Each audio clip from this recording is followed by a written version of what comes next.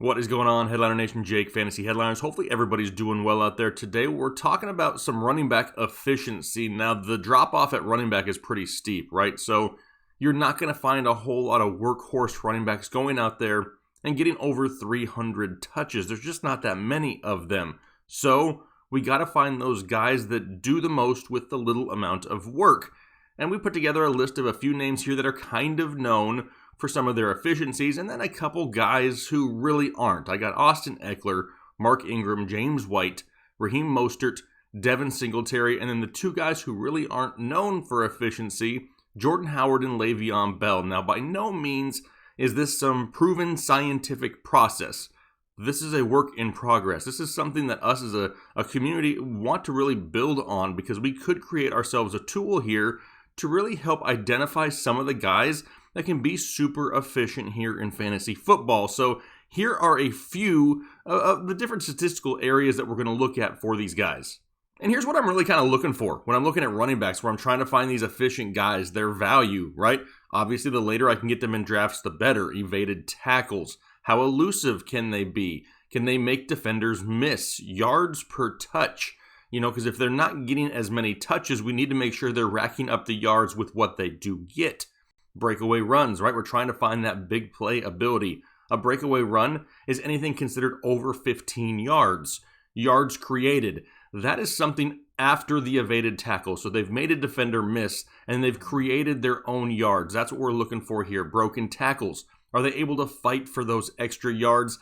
And then total touches, because obviously we want touches. However, not many of these guys get huge workload, type of volume, maybe outside of Le'Veon Bell. So we'll have to see how he compares with everybody else that we have here in this list. But let's head over to value and take a look there first.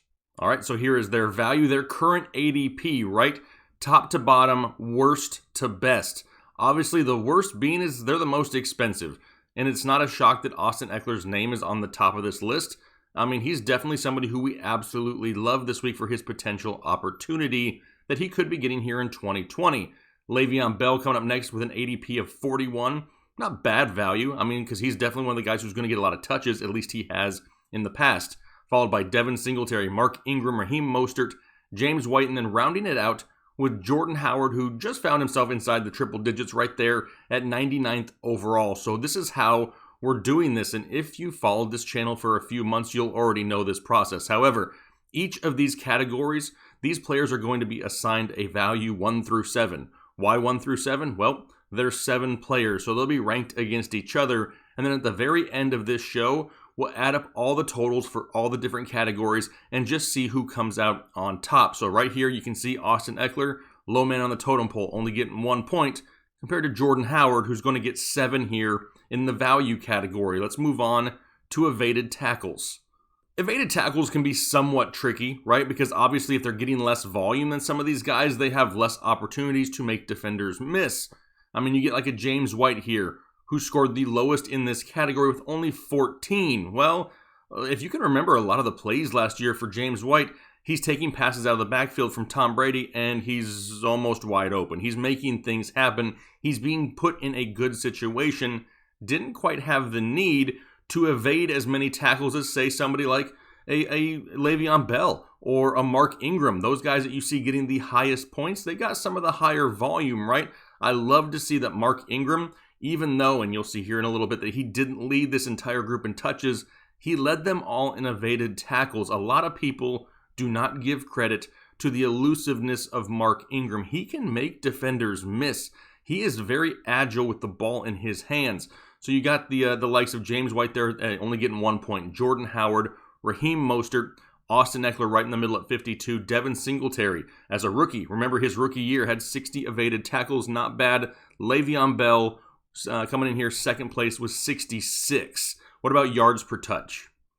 All right, so this is the moneymaker one, right? Because some of these guys may not get huge touches. We need to make sure they're doing something when they do touch the ball. Le'Veon Bell coming in last place here, 4 yards per touch. Remember, this is not, per carry numbers. These are per touch, so receptions are included. Le'Veon Bell finishing last place, actually behind Jordan Howard by more than half a yard.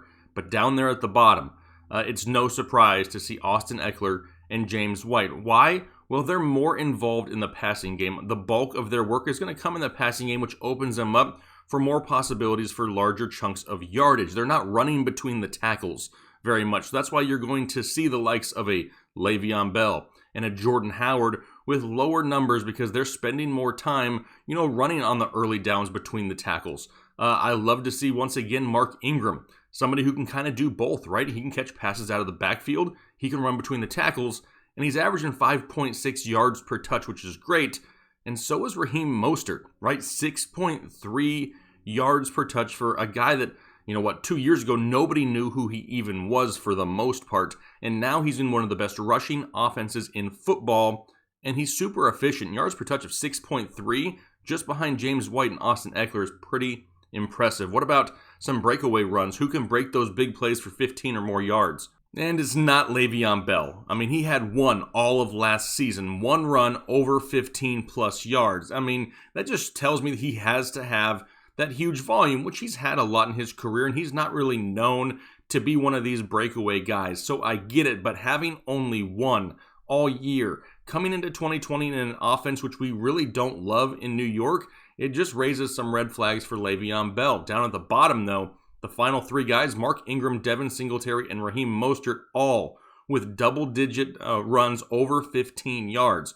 That is a great number. Mark Ingram is continuing to show up in the top half of a lot of these metrics. He's still being discounted on draft day. People still don't love Mark Ingram, but he plays for the Baltimore Ravens, arguably one of the best rushing attacks in the NFL, and he's showing you that he can do a bunch of different things. Love some Mark Ingram. Devin Singletary, as a rookie, went out there and had 15-plus carries, over 15 yards.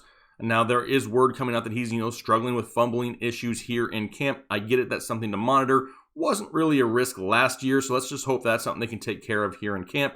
Raheem Mostert, a guy who most people didn't even know 2 years ago, is definitely on a lot of people's radars, but there's a lot of questions in that backfield, right? You got Tevin Coleman, you got Jerick McKinnon, but Raheem Mostert is showing he has that breakaway ability, and yes, he's still going to be heavily involved in this offense. What about yards created?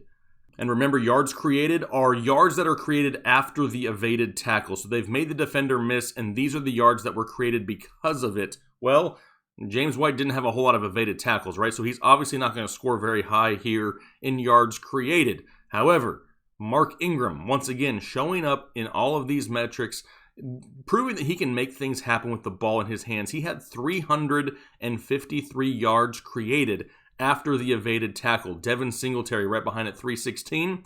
And look at Le'Veon Bell, 303. So yes, he can make things happen. He can make defenders miss. He can add yardage on top of these rush attempts. The problem is he's just not getting big chunks, right? He's just, nickel and diming you all year long, and it's okay as a running back, probably a 2 or 3 this year, because the volume should be there, and it's all about the volume, and that's what we're not trying to just chase here, right? Yeah, we want guys that are going to touch the ball, but we want them to go somewhere with it once they touch it. Seeing Le'Veon Bell with 303 yards created here at least kind of shows you that after he makes somebody miss, he can make something happen. He's just got to make more people miss. For broken tackles, the biggest surprise here to me is probably Devin Singletary, somebody who gets no credit basically for anything at this point, but 20 broken tackles in his rookie year in a role which was somewhat undefined for the majority of the year, right? Frank Gore still highly involved in that backfield. So to see him with 20 broken tackles is definitely something we can build off of, right? He can make things happen. Mark Ingram, once again, 18 broken tackles. That doesn't surprise me too much, right?